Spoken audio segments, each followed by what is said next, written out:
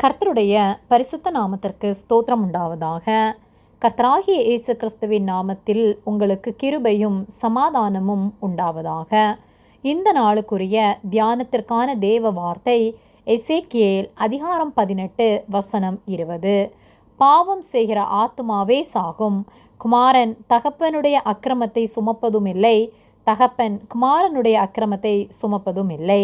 நீதிமானுடைய நீதி அவன் மேல்தான் இருக்கும், துன்மார்க்கனுடைய துன்மார்க்கமும் அவன் மேல்தான் இருக்கும். பிரியமானவர்களே, கர்த்தருடைய பிள்ளைகளாகிய நாம் துன்மார்க்கமாய் வாழாமல் நீதி உள்ளவர்களாய் நீதி செய்து வாழ வேண்டும். நாம் நீதி உள்ளவர்களாய் வாழ்வோமானால் பிழைப்போம். துன்மார்க்கன் சாவான் என்று வேத வார்த்தை சொல்லுகிறது. பாவம் செய்கிற ஆத்துமாவே சாகும். குமாரன் தகப்பனுடைய அக்கிரமத்தை சுமப்பதும் இல்லை, தகப்பன் குமாரனுடைய அக்கிரமத்தை சுமப்பதும் இல்லை. நீதிமானுடைய நீதி அவன் மேல்தான் இருக்கும், துன்மார்க்கனுடைய துன்மார்க்கமும் அவன் மேல்தான் இருக்கும் என்று சொல்லப்பட்டுள்ளது. நம்முடைய தகப்பன் செய்த பாவத்தின் நிமித்தம் நாம் தண்டிக்கப்படுவதில்லை.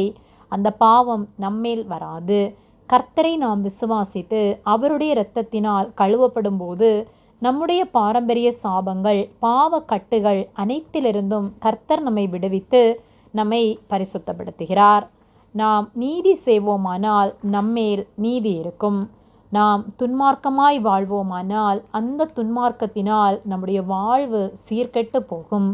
ஆகவே நாம் நீதியுள்ள வாழ்க்கை வாழ வேண்டுமா அல்லது துன்மார்க்கமாய் வாழ வேண்டுமா என்பதை சிந்தித்து பார்த்து நம்மை சீர்படுத்துவோம். பாவம் செய்கிற ஆத்துமா சாகும். பாவத்தின் சம்பளம் மரணம் என்று வேத வார்த்தை சொல்லுகிறது. பாவம் செய்து துன்மார்க்கமாய் வாழ்வோமானால் நித்திய ஆக்கினை நமக்காக வைக்கப்பட்டிருக்கிறது. அதே வேளையிலே நீதி உள்ளவர்களாய் பரிசுத்தமாய் நாம் வாழ்வோமானால் நீதியின் கிரீடம் நமக்காக வைக்கப்பட்டிருக்கிறது.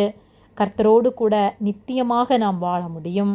ஆகவே கர்த்தருக்கு பிரியமுள்ள வாழ்க்கை நாம் வாழ்ந்து அவர் நாமத்தை மகிமைப்படுத்தி ஒவ்வொரு நாளும் அவருக்கு உண்மை உள்ளவர்களாய் வாழ்வோம்.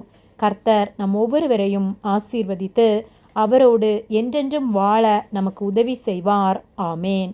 ஜெபம். எங்களை அதிகமாக நேசித்து வழிநடத்தி வருகிற எங்கள் அன்பின் பரிசுத்த பிதாவே, இந்த நாளையும் நாங்கள் காணும்படியாக நீர் எங்களுக்கு ஜீவனை தந்த உம்முடைய அன்பிற்காக நாங்கள் உமக்கு நன்றி செலுத்துகின்றோம். நாங்கள் தியானித்த வார்த்தையின்படியே நாங்கள் ஒவ்வொரு நாளும் உமக்கு உண்மை உள்ளவர்களாய் நீதி செய்கிறவர்களாய் பரிசுத்தம் உள்ளவர்களாய் வாழ எங்களுக்கு உதவி செய்யும்படியாய் ஜெபிக்கின்றோம். உம்மோடு நித்தியமாய் வாழத்தக்கதான கிருபைகளை நீர் எங்களுக்கு தரும்படியாய் ஜெபிக்கின்றோம்.